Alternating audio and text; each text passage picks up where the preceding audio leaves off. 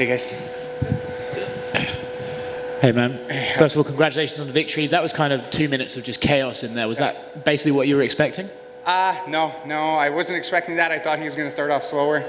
I thought that he had the game plan prepared where, he's going to take things easy, and I was thinking he's going to try to get me to the ground, which he eventually tried, but that wasn't very successful. I kind of saw him trying to strike with me, and after that didn't work out, I expected him to shoot. I was stronger, defended the takedowns, capitalized, finished the fight.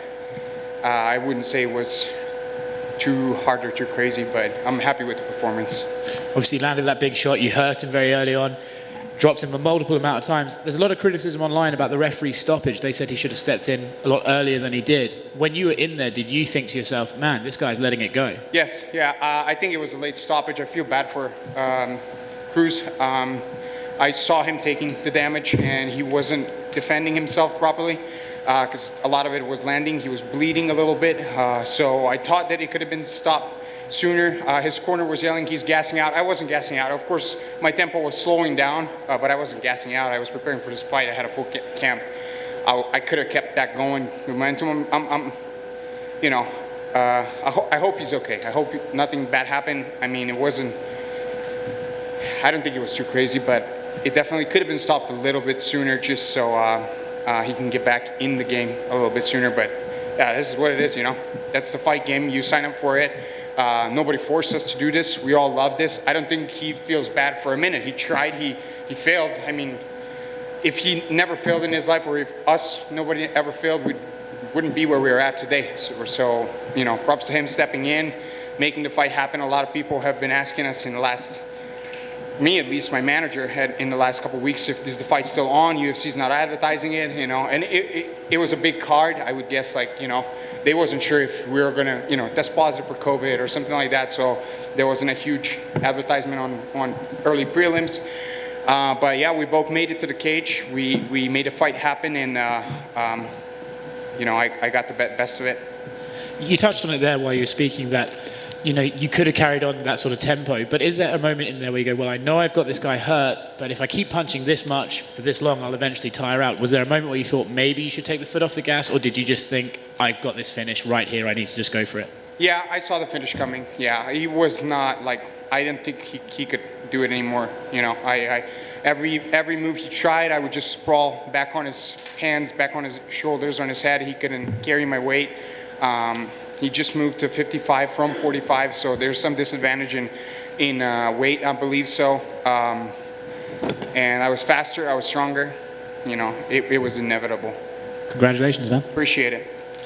Brian, you were here. Yep. After a win on the Contender Series, you were pretty open on the what your camp was doing to kind of combat COVID, like coming in groups Yes. and everything. And were you still doing that, or has it evolved since as the world's progressed? So they have been on with the COVID testing and everything. We've had a lot of changes. In the meantime, I have moved my camp to California, so I haven't been in Anchorage Brazilian Jiu-Jitsu as much. I had to travel back and forth to see my immigration attorney in Alaska. So there was a lot of stuff going on in these couple months. That's kind of one of the reasons why I haven't been in the cage sooner than right now. But I didn't get a chance to look closely into what has been going on. But I know that some of the Alaskan laws have changed as far as how many people you can have. So they added the additional space to the gym. So they kept keeping up with the new restrictions, and then close it down a little bit and then open it back up. So I think it's getting a lot better right now.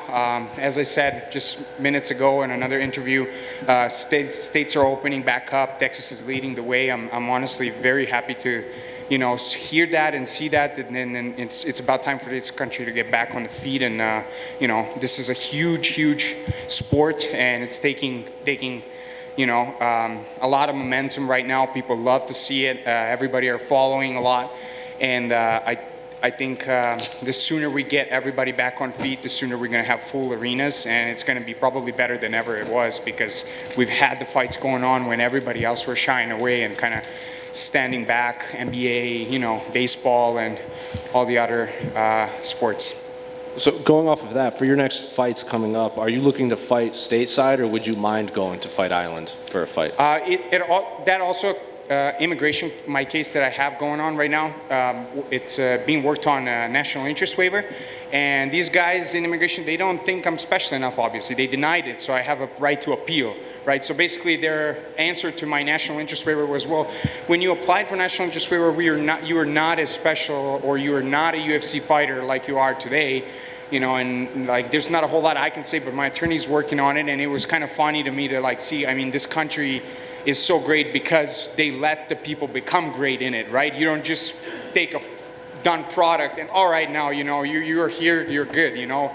A lot of those done products don't even want to leave wherever they are at, you know. So people come over here, they progress, they evolve, they become better at whatever they are doing because there's opportunities in this country, right? So I've been working on that, and as soon as they got that resolved, I'm pretty sure that they'll let me fly out to Abu Dhabi, and I also want to go to Serbia and see my family, because that was kind of one of the main things that has been bugging me about the whole immigration. Because I don't mind, you know, they're working on it. It's slower because of COVID, it's slower. I don't mind any of that. But not being able to see my family, that bugs me. When is the last time you saw your family in person? November 2017. Yeah, it's been a long time. You know, before that, I lived with my parents. I went to college. I never left home for longer than 15 days. And then I leave, and I was gone for like 2 years. Then I visit them. Then I was gone for like 3.5 years. So it's kind of, I'm like, come on, guys, give me a break a little bit. I'm doing good things here. I'm not trying to screw anything up, you know? It's, but that's what it is. It's paperwork. Thank you. Your walkout song, immigrant song, Led Zeppelin, was that kind of a statement towards your... A little bit, you know. I love that song, and you know, I'm an immigrant. There's a lot of immigrants in this country, and that's what I believe makes the country great as well. You know, I honestly enjoy it and love it here. I've been here for so many years. I've met some very good people, and I've had a lot of fun memories and fun times. So I'd like to keep it going. You know, I think it will lead to some amazing things. You know. I think winning your fight tonight could help the process. It could, yeah, it could. You know, it also depends who they put in that office, because it looks like they change, and then they're, you know, if they stood up on the wrong leg, sometimes they don't feel like approving cases. Sometimes they feel, I don't really know how things work out there. Hopefully it works out for the best. Good luck. Yeah, thank you, appreciate it. We good? Yeah, thank you guys, appreciate it.